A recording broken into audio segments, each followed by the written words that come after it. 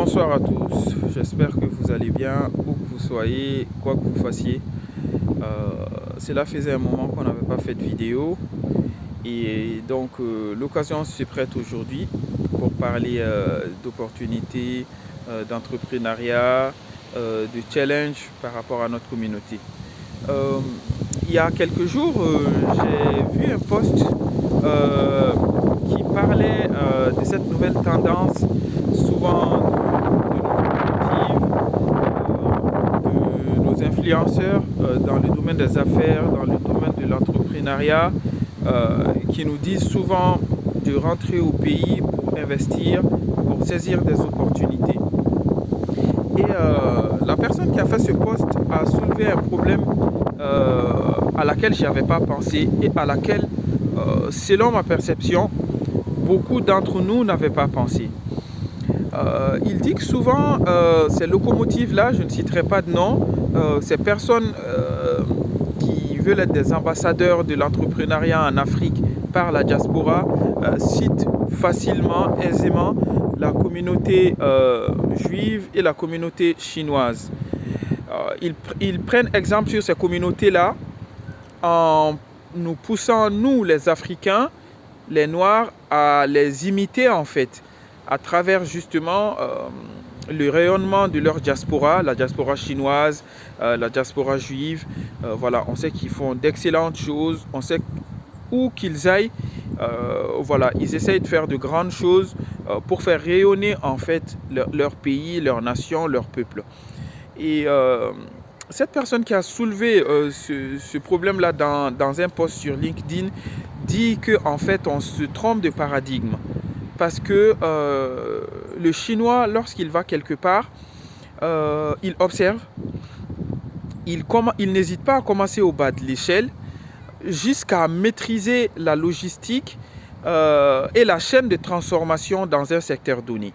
À partir de là, il crée son entreprise qui devient soit une entreprise nationale, soit une industrie.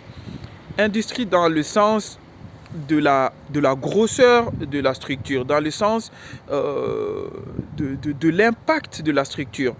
Ensuite, il pense souvent à délocaliser cette entreprise-là dans son pays sous forme de succursale, sous forme d'extension de cette entreprise-là, ce qui finalement profite non seulement à son pays d'accueil, mais surtout à son pays d'origine, parce que souvent tout est à refaire là-bas. Il dit pareil concernant la communauté juive qui est passée experte dans le domaine de la finance, de la gestion.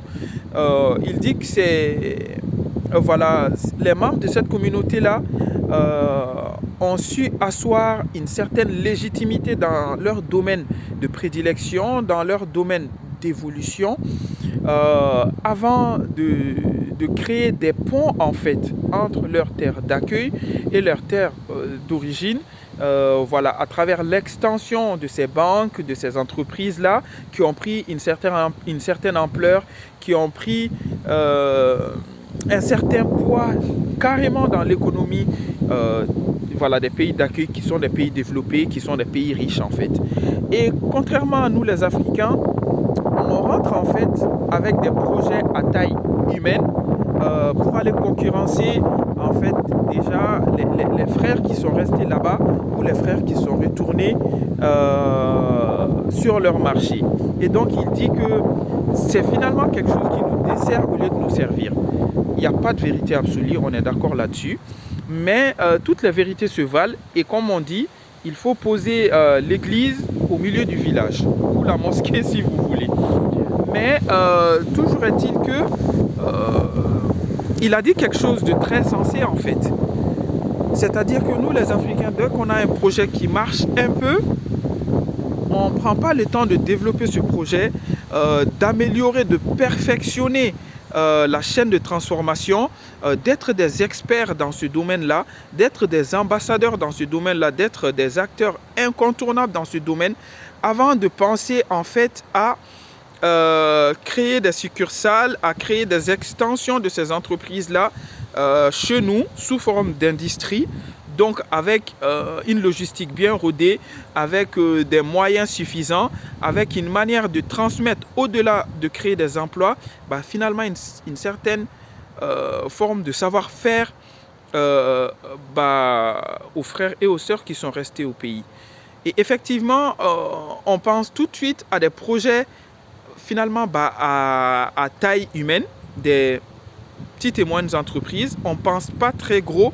Et avec ces petites et moyennes entreprises-là, ces entreprises à taille humaine, on veut aller concurrencer déjà ceux qui se battent, qui n'ont pas forcément les réseaux comme nous, qui n'ont pas forcément fait les grandes études et acquis des connaissances assez solides comme nous sur le terrain.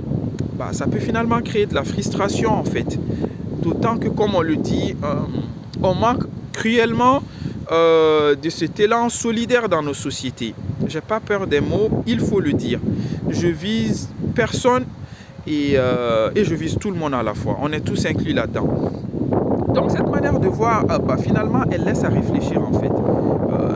Nous qui nous targuons à travers justement ces personnes souvent visibles sur YouTube, qui ont souvent la parole, je ne dis pas qu'elles sont les plus intelligentes, qu'elles ont raison sur tout, mais ces personnes-là qui parlent souvent de notre communauté en nous inspirant des diasporas chinoises et juives doivent aussi étayer le fait que ces diasporas-là sont bien incorporées en Europe, en Occident, ont eu accès à des réseaux que souvent la communauté africaine n'a pas, ont su utiliser leurs forces pour asseoir leur intégration, souvent même leur assimilation, et ont su utiliser leurs faiblesses pour les transformer en force, et tout ça dans le cadre de projets économiques, associatifs, politiques, qu'ils ont finalement étendus en fait à leur territoire d'origine.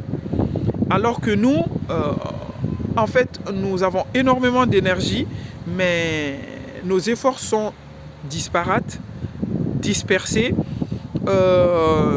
Notre solidarité n'est pas encore assez effective afin de nous permettre de créer des structures politiques, économiques, sociales qui vont créer non seulement de la valeur sur le territoire d'accueil, une valeur finalement devenue indispensable pour l'ensemble de la population de ces pays-là en Occident, voilà, que ce soit leur diaspora ou même pour tous les citoyens.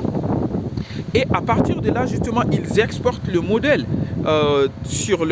dans leur pays ou sur leur continent, pour les Chinois en Asie, pas forcément en Chine mais en Asie, pour les populations juives un peu partout, que ce soit en Afrique du Nord, que ce soit ailleurs. Et donc, nous devons également finalement nous inspirer de ces communautés-là pour pouvoir faire comme eux ou comme elles, tout en s'appropriant justement leur parcours, le meilleur de leur parcours, à notre propre histoire. Donc c'était la vidéo que je voulais partager aujourd'hui avec vous. Nos formations sur l'entrepreneuriat, le réseautage, la création de valeur autour de votre business, elles continuent toujours. Et elles se feront à distance sur Zoom. Si vous êtes intéressé par nos formations, n'hésitez pas à vous inscrire en appelant le numéro qui va s'afficher dans le post ou tout simplement en me contactant au 06 65 57 09 87 06 65 57 09 87.